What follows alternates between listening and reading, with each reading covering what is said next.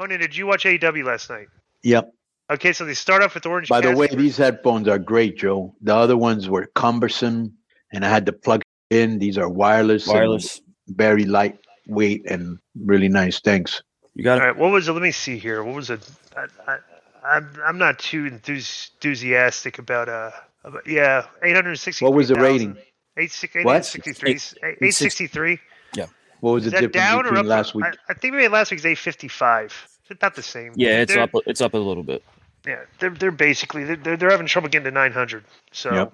but you watch the show and it wouldn't. I mean, we'll go over it because maybe I'm missing some of this stuff. Maybe because I watched the show, but I fast forward through things, and maybe I'm missing some stuff, right? So Orange Cassidy's wrestling Bandito for the AEW International Championship. I don't recall if there was an angle. Was there an angle to lead up to this, No. or is this just a random? Okay, all right. So No. they have a match. Orange Cassidy goes over, and then Cassidy, after the match, buddies up to the guy and puts the sunglasses on him, and not like they're friends after the match. And I was very, Cassidy's in that group with the best friends, and now he's got. I completely did not understand what was going on here, and why they did that post match angle. Do you have any clue, Konnan, what went on here? No, I just thought the match was, again, even though Cassidy was at the beginning was kind of like just all comedy. But bro, he's been delivering great matches against a lot of great different people. The problem is he's kind of like Jade Cargill. He just beats people. That's just Right. it. And in a promotion full of great wrestlers that do great matches, all right, we get it. You're a good wrestler, which he is. He's definitely an acquired taste. If you don't like him, acquired taste, boom, Right. nothing. But any angle just- he does is only like 1 to 2 weeks, like 1 Right, week build and up here's for a the- match. Yeah. And I'm on the same wavelength as you. It's kind of odd that Bandito, who during the match was actually doing some heel stuff, like picking him up and throwing him on the guardrail, and then asking for fan approval the whole match, then pointing, like a gun to his head. He must have done that 6 times. Just do it once, dude. The only thing, he just kept asking for fan approval. The only thing that we're missing were the pom-poms. Right. So now Bandito is part of the best friends. Why? Because he put on Orange's glasses. I mean, that's kind of a weak explanation, but that's kind of the norm in this like frantic pacing of the show a lot of times. No explanation. It just happened. You didn't miss it, bro. Right. Right. And here's the thing. Bandito doesn't speak good English, so I wonder what are they going to have him do, comedy with Orange? They just stick people anywhere and everywhere and hope they can get a rub somehow and just throw as many people as we can out there, and it's just too much to digest, Yeah, because like you said, they're saying, what Do you ever get that feeling? you're- Of course. You can, bro, everything is rushed. There's not a lot of context and detail to the angles, and it's just like they put these guys together and like, okay, so now we're going to go backstage, and Adam Cole is interviewed by Renee Paquette. He said he was going to the ring to call out Jericho, and he said he would show Jericho the mistake they made if he came out, and Cole said that he would find Jericho if he failed to come out. Then after Cole walked away, Cassidy and Bandito came in, and they were trying to get to the bottom of everything that went down involving Cole and Jericho last week, and Cassidy says they thought that was like a really funny like scene for the two of them, like that are buddies now, and it was very right. lame. So, like I said, I guess they're going to try to do comedy with these two. Right.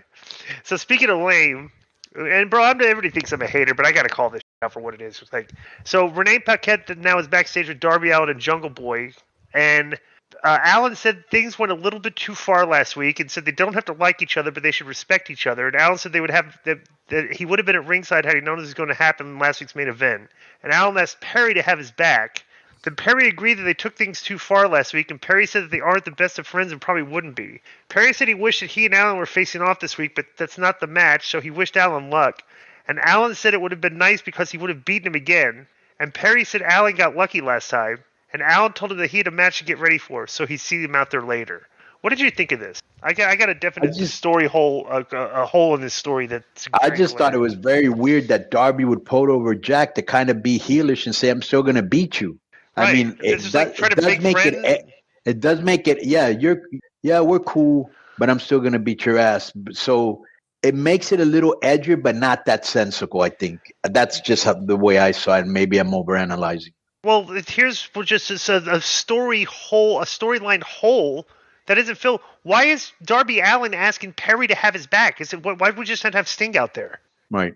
I mean, that guy like defeats the whole. Yeah, all right, it's like, all right, yeah, I want you, Sting. You stay in the locker room. I'm gonna go ask Jack Perry to have my back. Right. So Jeff Jarrett comes out with his crew, but they were sent to the back, and Dax came out with Cash. And then Cash headed to the back. Then we do Dax versus Jeff. Good old school. I like this because this is two good old school workers, right? Yeah, I liked it a lot.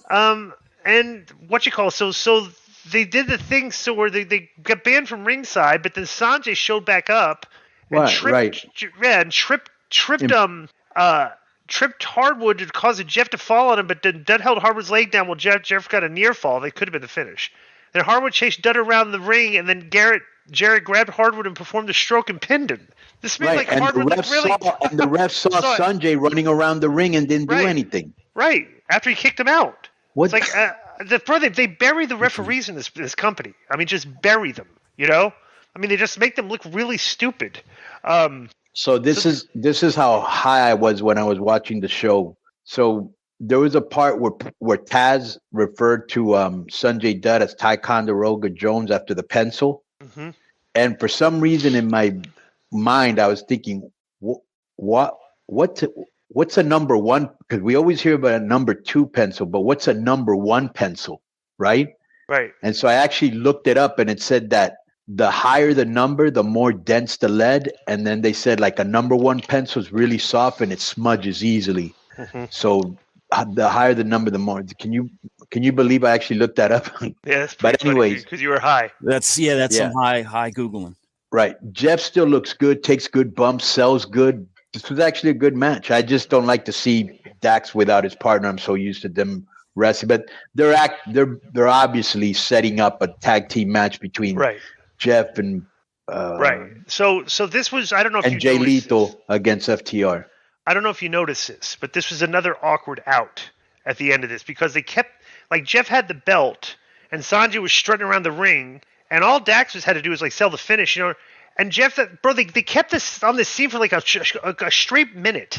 Like they could have like gone with it. Yeah, like just going on. Like, all right, let's go to commercial eventually. so right. I don't know. So Tony Khan backstage has an announcement that everybody online is like, oh my god, the Owen Hart Cup. It's a tournament, So yeah, he announces a nice tournament and all, but I don't know why it was like it's going to be a big announcement. I thought it was something more. Yeah, then they said the finals of the tournament will be held in Hart's hometown on Calgary on July 15th. I don't care about this. Did you know I worked in Calgary, Joe? Disco? Yes. For Stu Hart? Yeah. How were those drives? Brutal. Yeah. So then, did you see? Because I was thinking, I enjoy the show less without JR. You know what I mean? I miss JR on commentary. But did you see his tweet last night, Di? JR, no. So there was a tweet of Tori Wilson, like exercising, and then she kind of was fooling around and twerking and shaking her butt side to side, all this stuff. And JR retweeted it, and someone on Twitter commented, "Does JR know we can see his retweets?" And JR responded, "Yeah, and your point is." I just thought that was good, surly JR there. Like, JR's not allowed to like a Tori Wilson video or something, Yeah, bro, these fans are insufferable. So Wardlow has now won the championship, and we start off the great booking where he's got a squash match against a local wrestler. I don't know how these local so it just kills the guy. Then Christian Cage and Luchasaurus make their entrance. And this was just another long stare down where they're just standing there doing nothing, looking at each other. And Christian Cage climbed up the steps and got down from the steps. Then they backed up the ramp. They walked away. What did you think of this, Konnan? Yeah, he's done it 3 weeks in a row. He comes out with this guy and he doesn't say anything. Right. It's not exciting to me. Right. I just think the Wardlow resuscitation tour is in full effect. Bro, you wouldn't have to revive the guy if you didn't bury him. Right. Let me just start with that. Well, this wasn't reviving him. He's a squash. Yeah, they are reviving him because they're giving him a mouthpiece. Arn Anderson gives him some credibility. He's going out there. He's winning really quick, which is what got him over at the beginning, So, yeah, I would say they are resuscitating him because they buried that guy. Bro, he got beat clean, and they cut his hair. Right. Come on, what else do you need? So, When he was mega over, and I haven't even seen Samoa Joe since. Well, where is Samoa Joe? Good question. who knows? Anyways, he's just beating jabronis. It's getting redundant. It was cool at first, but it's like the NWO. Remember, at the beginning, it was really cool, and then after you had 50,000 members, it lost its cool factor. Yeah. You know, I'm tired of seeing him beating jabronis. Well, What? Joe's been on Ring of Honor. He had a title match with Claudio on Ring of Honor yesterday, actually. So the guy that beat this guy's on Ring of Honor. I guess, you know, Christian Cage and Luchasaurus are going to do something with this guy. And I think the mic work between Christian and Arn is going to be gold. And I think the matches could be really good too. Well, they could have used some mic work in this angle. Right. 1,000%. You know, I don't know why he didn't say anything. When Jericho, it reminded me when Jericho went out with Cole like 2 or 3 weeks ago, and they said absolutely nothing, and just they kept, you know, right, Jericho kept side-eyeing him. Right. I think Tony thinks that's like good storytelling. That's very lame. That's like they're doing, like most people are watching this and saying they're doing nothing. You know, it's like he thinks like these big epic angles, like I'm looking over his shoulder, and I don't know, brother. He needs help. Yeah, he should have talked 1,000%. This would have been him, and Arn would have been great. So Sammy Guevara is interviewed by Renee, and MJF showed up, and they took turns kissing one another's forehead. And Guevara said people complained that MJF paid him to lay down the main event at Double or Nothing has ruined the sanctity of the sport, and they said they don't care. Sammy said he's getting a fat check for it, and Guevara presented MJF with a vest that matched his own. They presented Guevara with his own Burberry scarf, and Guevara offered a handshake, but MJF and friends hugged, which led him to hugging while mugging for the camera. And I'm not a fan of this. I think this is pretty stupid. I agree 100%. I don't like it. I don't like making Sammy like the lackey or silly. They're just doing comedy. You know, they're trying to be funny here, and it's just a silly angle. You know, makes no sense whatsoever. Better. Right, Konnan, you got a comment on this? Yeah, there's no way you would be friends with your enemy and a guy you're trying to win the belt from. Yeah. You know, oh yeah, I'm going to take a dive for him. You know, I'm not. Well, we'll get into the match, and I'll tie this all together. Okay, so then Bar J City was on the backstage chat. Bro, they didn't even have They didn't even have a graphic for the guy. Like you're watching. But they did say his name. They said his name, but right. They should have had a graphic. City. You're right. You're okay, correct. so somebody knows who this guy is. So the Blackpool Combat. Even if you put his name, I don't think anybody knew who he was. Yeah. He was a Ring of Honor guy. I'm trying to get a little more, but that's about it. Yeah, so then you're a Ring of Honor historian. You should know who he is, Joe. No, you, Shane Hagedorn. Wait, maybe he wasn't. It just lists him as a all elite backstage interviewer, and he hosts a weekly comedy show. Yeah, okay. Yeah. Okay, so next is so then the Blackpool Combat Club comes in and beats him up and cuts a promo. Nothing there. I mean, nothing of substance. What? The Blackpool Combat Club attacked him, and then they cut a promo. So this was yeah. That's right. Right. So then Darby Allin against Sammy, and then they have to do a table spot. He did a 630 splash through the table. I don't know why they're doing that. They can get hurt. Because he's young and he can, bro. So he's not going to be doing that at 40 years old, you would think. Right. So they thought he was going to get counted out, but he beat the count back in the ring. So MGM left the broadcast table and headed to ringside, and Allin put Guevara down and set up for his coffin drop finisher. Then Tay Mello ended up at ringside and distracted the ref, and MJF tossed a skateboard to Allin, and the Guevara acted like he'd been hit with it, and the referee turned around and disqualified Allin. Second match in a row, the second out of 3 matches, the referee looks like an absolute imbecile. Okay, and they did the thing, the disqualification. So afterwards, MJF and Guevara attacked Allin, and Shivani on commentary said that Tony Khan was talking to him. Then Jungle Boy made his entrance and ran the heels off with the chair. Then Perry tried to help Allin to his feet, but Allin slapped his hand away, and they bickered with one another. I don't know why he'd be upset. He asked him to have his back. So he comes up there with the okay. So MJF encouraged Allin and Perry to beat the hell out of one another and said it would only make things better for him and Guevara, and told the crowd they were looking at the main event of Double or Nothing. Then MJF told Allin and Perry they're going back to the undercard where they belong. Then Tony Schiavone said, "Listen up, you," over the house mic, and said they spoke to Tony Khan and congratulated Guevara for earning a spot in the Double or Nothing main event. And Schiavone said that Khan informed him that Allin and Perry will face MJF and Guevara in a tag team match, and if Allin and Perry win the match, then the main event will become a 4 pillars 4-way match. And MJF and Guevara threw a fit before heading to the back. What do you think about the way they're setting this up? Okay, I'm going to try to unwrap that hand grenade you just threw. First of all, I like Tony Schiavone calling him a prick and him going, what? And him doubling down and going, yeah, I called you a prick. or something like that. I just Right. said that. Okay, this has been an abomination. Okay, this has been a mess. Here we go.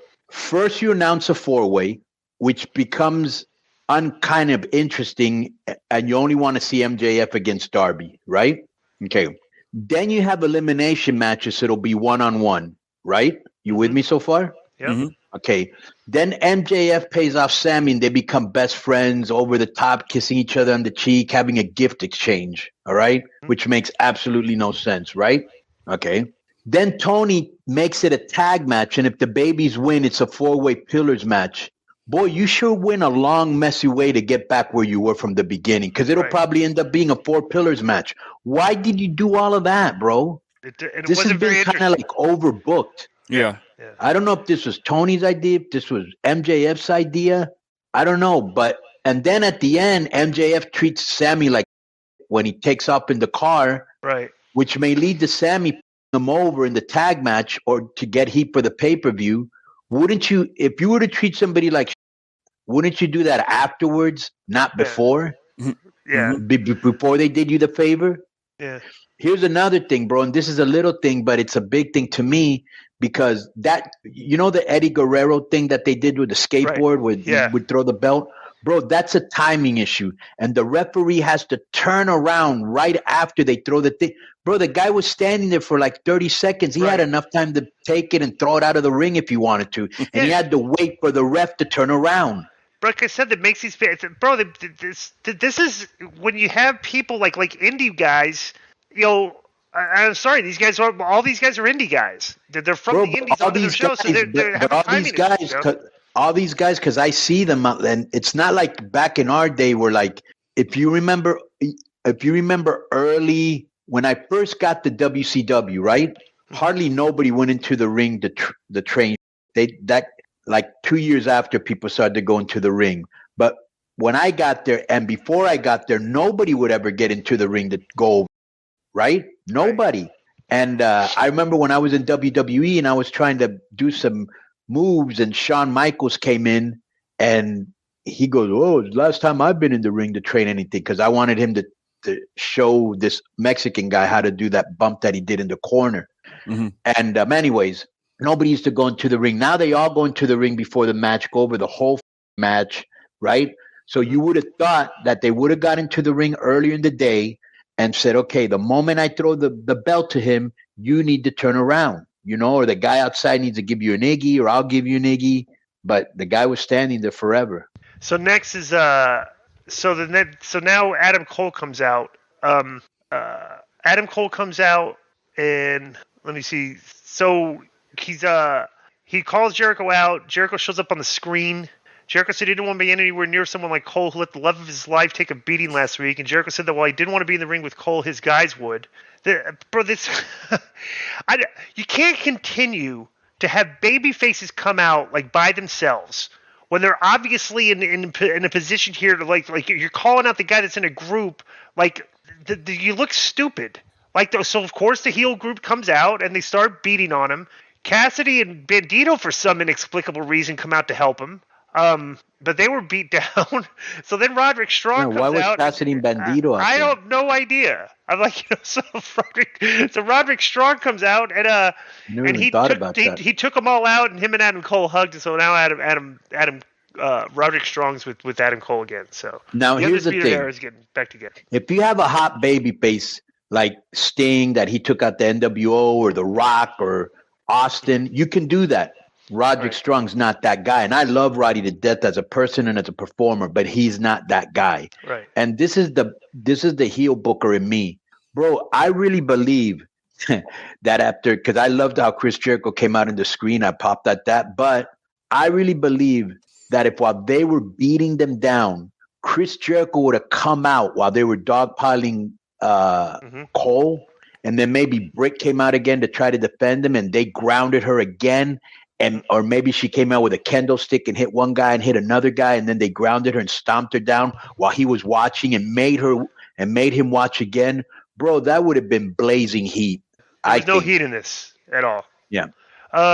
So next they do the QTV video, and they're all backstage, and then QT said that the worst was Wardlow stealing the title from Hobbs, and Hobbs showed up and choked Marshall up against the wall. Marshall told Hobbs he wasn't a champion until he joined his side and promised that Hobbs would be a champion again.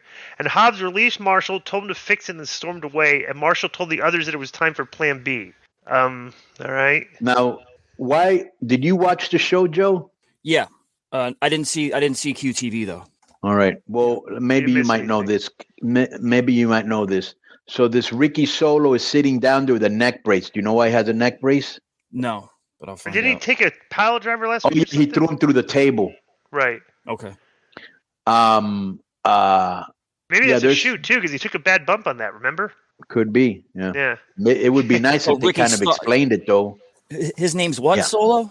Isn't it Aaron? Ricky Solo. Aaron Solo. Aaron Solo. Yeah. Like Gino. Now it's confusing Ricky Starks because they used to be partners in Texas. Okay, so next is Jade Cargill against Taya Valkyrie for the TBS Championship.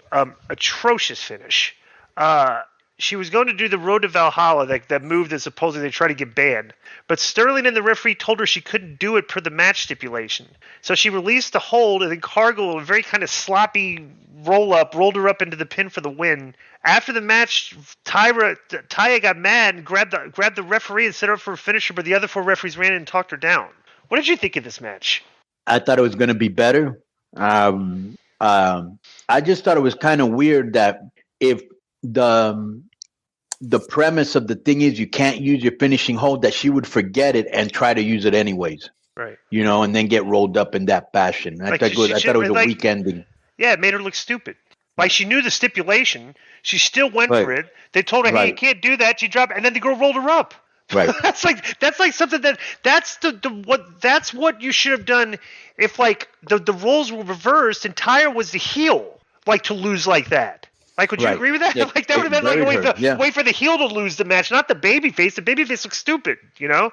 Yep. And then her attacking the referee made her look even more stupid. Yeah, go ahead. No, I don't hate Mark Sterling for the guy that sent the email. Didn't Mark Sterling get fired by her? Why is he back? I don't know. I thought I don't know the story. I'm almost positive he dismissed her. She dismissed him. And why is Layla there? Yeah, she's hot, but she has absolutely nothing. She doesn't work the crowd. She doesn't get involved. What is she out there for? It's almost, we got to stick as many people that are on TV, even if they're not wrestling. At least you're on TV. I don't know what the mindset is. I just think there's way too many people that you don't know why they're there. There's no explanation, and you're just always wondering what's going on. I know I am, and I watch the show every week. Right. So this is pretty funny.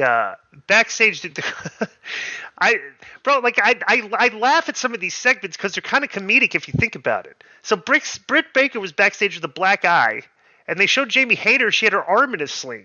And then they said the Outcasts could use as many weapons as they like. And Hayter said they've declared war, and the only way if it ends they're sent to the morgue. And I'm like, how are you declaring war if you get your arm in a sling in the other guy? It's just a really goofy visual where these 2 people that are hurt have been beaten up and stuff. They are declaring war, and they're sitting in a vulnerable position. I just guess they're trying to show spirit of '76. You know, we're hurt, but we're still tough. Right. Yeah.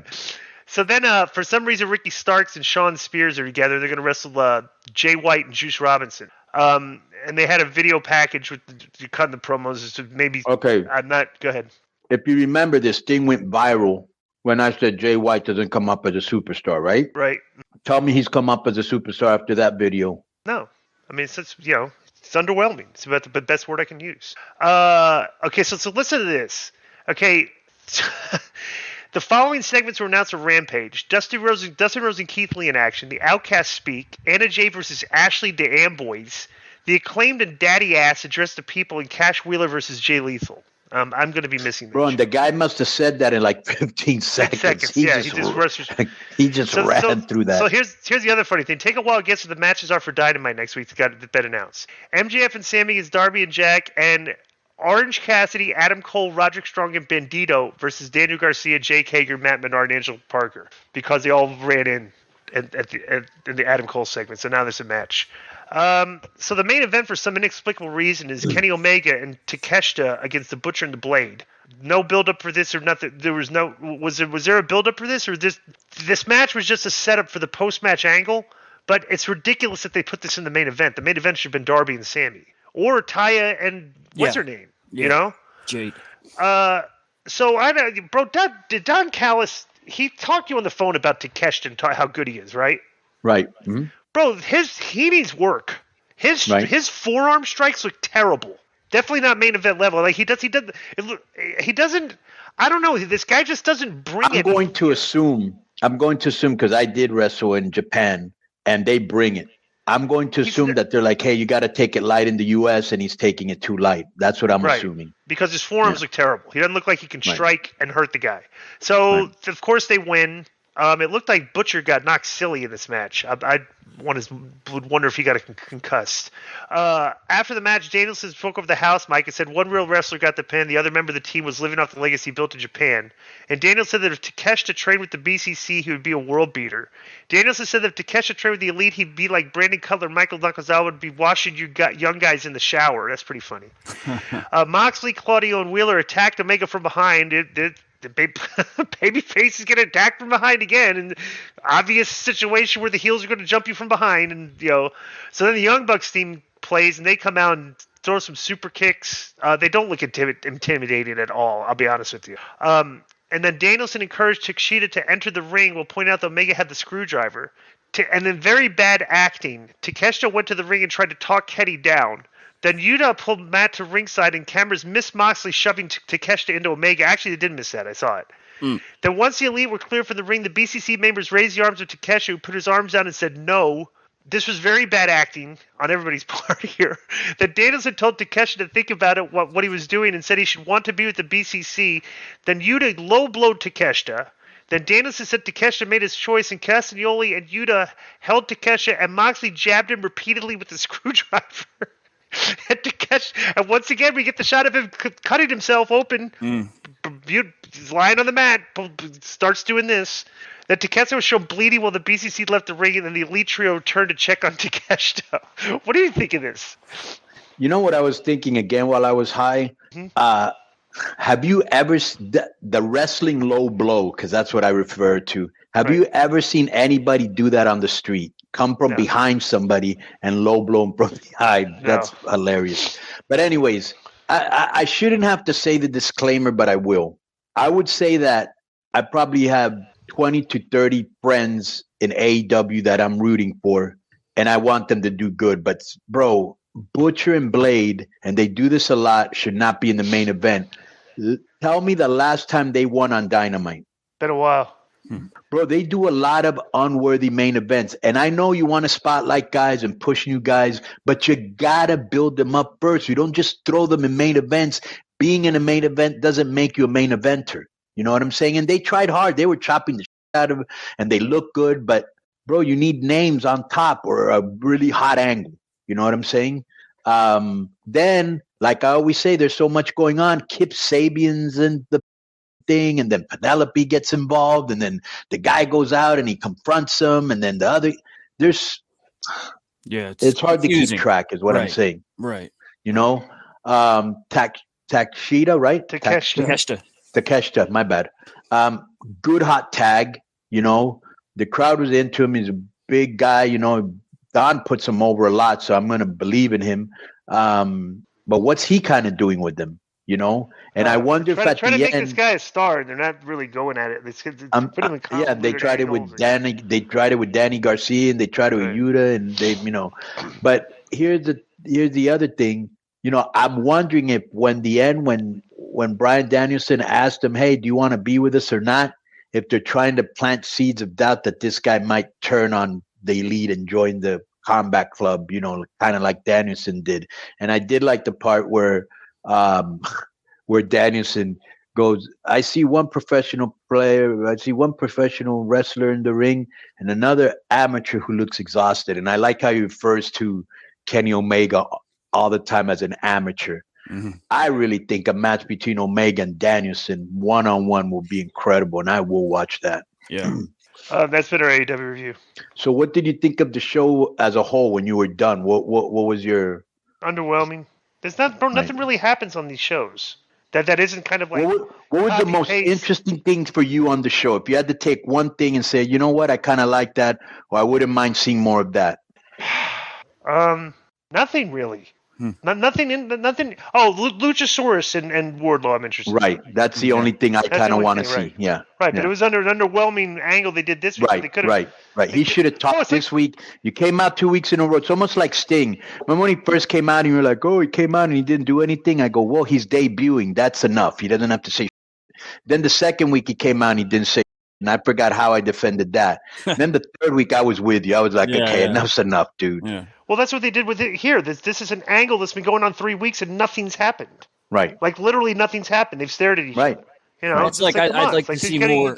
I'd like to see more about what's going on with Jericho and Cole, but it's the same thing. I'm kind of waiting. Everything's just like it's just a gang attack. Guys coming out for the save, and that's a 4-way tag match next week. This is the booking is like it doesn't interest me at all. There's no mental challenges here. Like you're not asking any questions. You're just asking confusion. Like why are Orange Cassidy and Bandito buddies now?